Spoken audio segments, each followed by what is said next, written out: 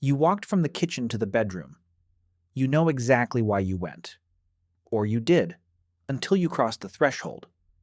Now you're standing in the doorway, holding nothing, wanting nothing, looking at the bed like it might tell you something. Most people experience this several times a week and never think twice about it. They assume their brain is failing. But it isn't. What happens when you walk through a doorway is one of the most studied and most misunderstood phenomena in modern memory research. And what scientists have learned about it changes how we think about thought itself. In 2011, a cognitive psychologist named Gabriel Radvansky at the University of Notre Dame ran a deceptively simple experiment. He brought volunteers into a series of virtual rooms on a computer screen. Their task was to pick up an object, walk it through a doorway into the next room, and remember what they were carrying. That was it. Easy. Except, it wasn't easy. The moment people passed through the doorway, their accuracy collapsed. They forgot the object. They forgot the goal. In a control group, Radvansky had volunteers walk the same distance through a single open room. No doorway, just space. Their memory was fine. The doorway, and only the doorway, was killing their thoughts. Radvansky called it the doorway effect. And here's the strange part. It happens to everyone. He repeated the study with real rooms, virtual rooms, and even fake doorways that didn't lead anywhere. The effect held. Volunteers walked through a doorway and lost a piece of their mind on the other side. In a 2014 follow-up, Radvansky scaled the experiment. Subjects walked through multiple doorways in succession. Each one erased a little more of what they were carrying in their heads. By the fourth doorway, working memory was nearly gone. But here's what's strange. When subjects walked backward, when they returned to the room they had started in, their memory came back. The information hadn't been deleted. It had been filed away, locked behind a door. Neuroscientists were puzzled by what mechanism could possibly cause this. The answer came from an unexpected place. In 2013, two researchers named Jeffrey Zacks and Kana Swallow at Washington University published a theory called event segmentation theory. They'd been studying how the brain processes time, not space, but their findings turned out to be the missing piece. Zacks and Swallow argued that your brain doesn't experience life as a continuous stream. It chops it into discrete events. A conversation is an event. A meal is an event. A walk through your house is several events stitched together. And the moment one event ends and another begins, the moment your brain decides, okay, that's done now. This is something new. It does something almost violent. It compresses the old event into memory. It clears the working space. It prepares for the new event.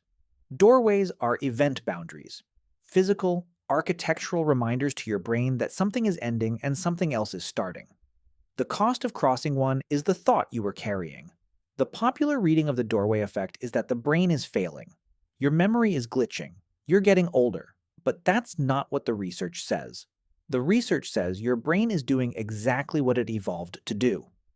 In 2017, a neuroscientist named Lila Davachi at Columbia ran brain scans on subjects experiencing event boundaries. She found that the hippocampus, the brain's memory engine, actually increased activity at boundary points. The brain wasn't failing. It was working harder. The boundary is a feature. It's the brain saying, this information matters less now. Let's clear it and make room for what's coming next. Your ancestors, walking from a hunting ground back to camp, didn't need to keep the geometry of the hunt in their working memory.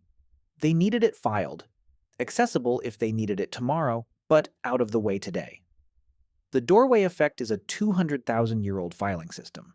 It's just that in modern life, the things we file away include, I came in here for scissors.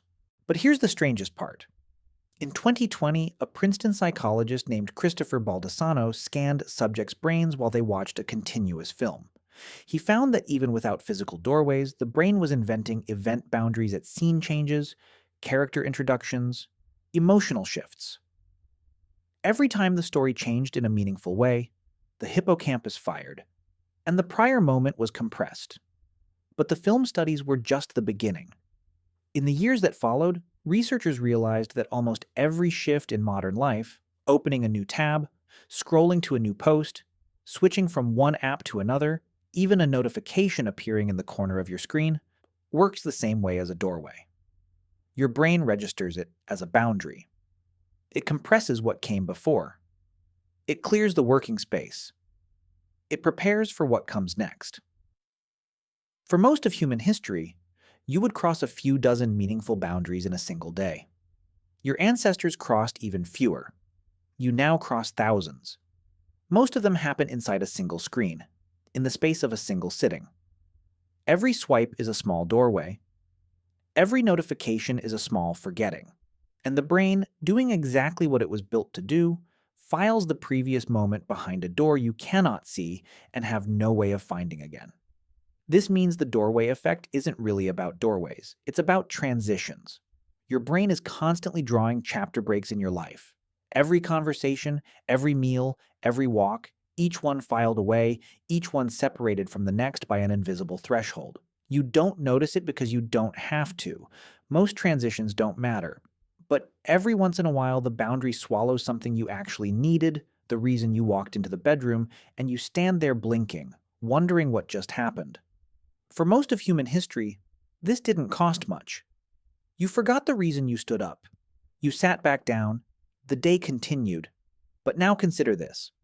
You have probably crossed thousands of doorways in your life, walked through tens of thousands of conversations, watched hundreds of thousands of small moments end, and a new one begin.